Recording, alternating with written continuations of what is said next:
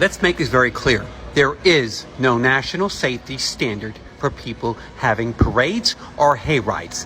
This next series of victims are all real people, real children who have been killed by unsafe parades.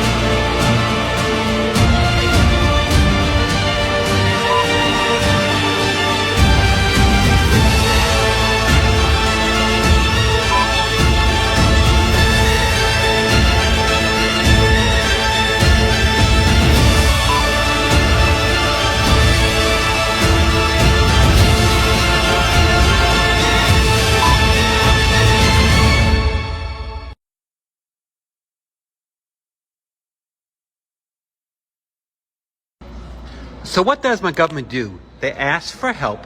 I give them the help. I give them this data, and they ignore our concerns. Why? I keep asking. This paper, once again, fails to do the story of why Haley was killed by an unsafe parade organization in North Carolina. Why am I the only person in the entire country who wants to educate, give people data, collect the data, prove the point that we're not trying to be Debbie Downers. We're trying to stop having children and adults from getting killed and run over in front of people at these activities that we deem unsafe because these organizations don't understand and they do not comprehend how a parade is supposed to be conducted, because they only do it once a year and they don't understand the insurance, the liability, the simply awareness. Now, here they kill our legislation. We educate the lawmakers, educate people, try to make a national standard that we all can agree on, and we can't do nothing anymore because our country is dysfunctional. We're tired of having kids and adults getting run over, I'm sorry to say this, become roadkill in front of people. Why? Listen to our story. Holiday float. For years, people have been participating in holiday parades and hayrides, but the accidents have been adding up.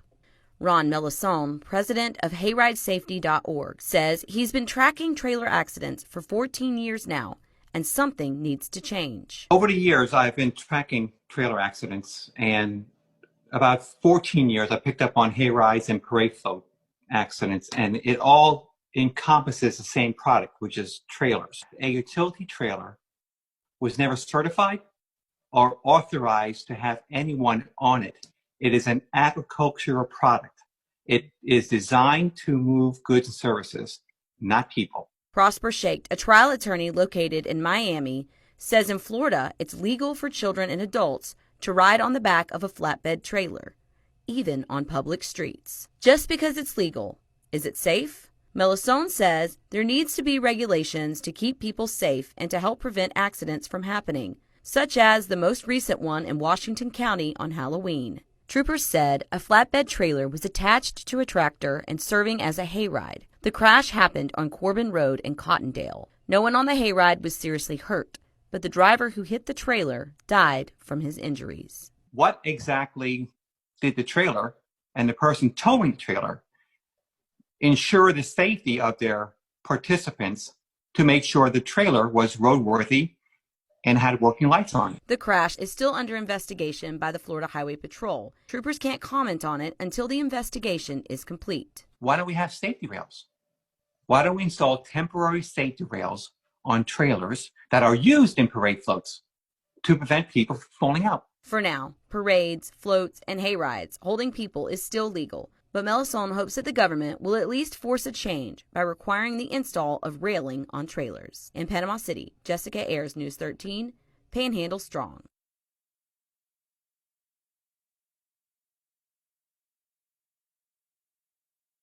Should you think twice?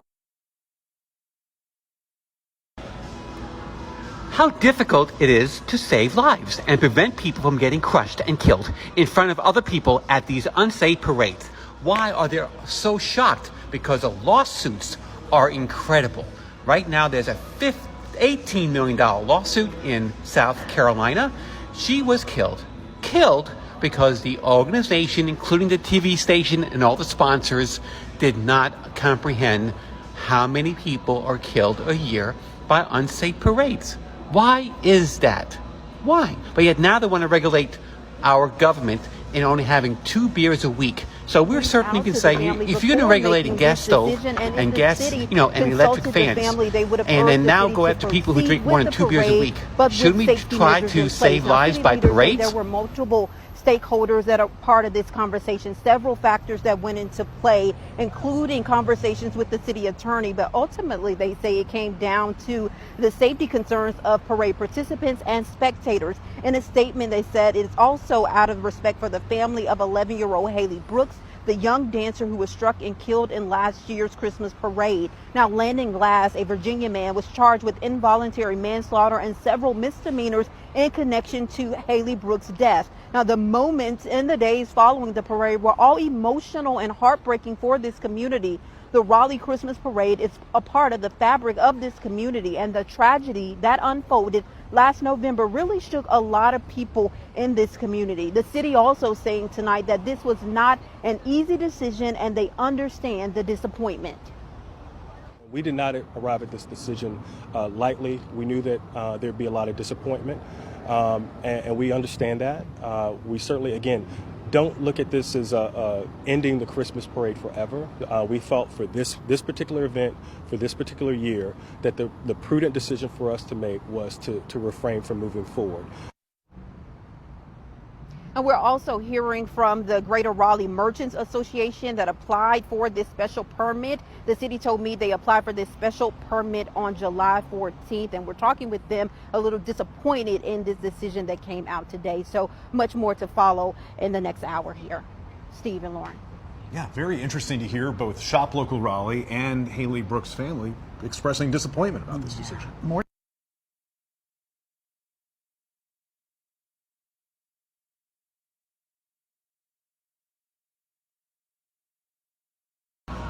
Lawmakers really want to go ahead and make parades safer? We say poppycock, because it's, you know what, we can't say it because I don't want to offend anybody. This lawmaker, a Democrat, failed. She asked for help, we give her the help, and then they kill the bill. Here's my suggestions on how to make parades safer.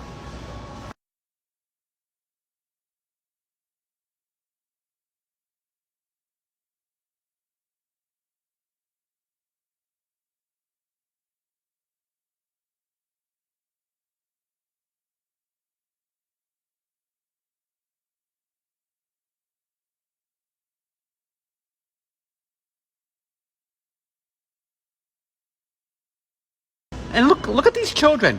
Look at the injuries. These children. Do you see a problem? All these medical bills can support our cause if it never happened. So here's my summary. How dare our politicians, really, now, if I offend you, I'm sorry. Under 500 kids were killed by falling furniture. Less than only 1 kid killed on a Peloton treadmill. Alec Baldwin kills 1 person on a movie set. They spend all this money addressing these problems, but not 1 penny for parade safety. Why?